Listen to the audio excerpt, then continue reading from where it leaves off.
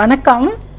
நாம் தமிழர் கட்சி ஒருங்கிணைப்பாளர் சீமான் என்ன செய்கிறாரு, அவங்களுடைய கட்சிக்கு 36 லட்சம் ஓட்டை நாங்கள் வாங்கியிருக்கோம், 8% ஓட்டு வாங்கியிருக்கோம்னு மார்த்தட்டி சொல்கிறாரு. பெருமையாக தான் இருக்குது, இல்லைன்னு சொல்லலை. ஆனால் அவருக்கு மட்டும்தான் அந்த ஓட்டு விழுந்திருக்கும்னு நம்ம நினைக்க முடியுமா? ஒன்றிய செயலாளர், வட்ட செயலாளர்கள், இந்த மாதிரி அந்த ஊரில் இருக்கிறவங்களுக்காக ஓட்டு விழுகும். சப்போஸ் உதாரணத்துக்கு ஒரு டாக்டர் வேட்பாளராக நின்னார்னா அந்த டாக்டர் எவ்வளோ பேரை பழகி வச்சுருப்பார், அவருக்காகவும் ஓட்டு விழுகும். இந்த மாதிரி நிர்வாகிகள் நிறைய பேர் போய் அங்கே ஓட்டு கேட்டு ஓட்டை வாங்கியிருப்பாங்க.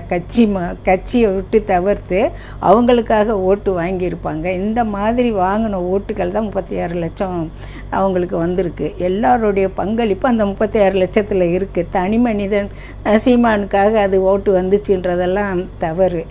இவர் அதை தக்க வச்சுக்கிறணும்னு சொன்னால் அதை விட்டு பெரியாரை பற்றி இழிவுபடுத்தி பேசுகிறாரு. இந்த பதிவு பிடிச்சிருச்சுன்னா லைக் பண்ணுங்கள், ஷேர் பண்ணுங்கள், சப்ஸ்கிரைப் பண்ணுங்கள். நன்றி, வணக்கம்.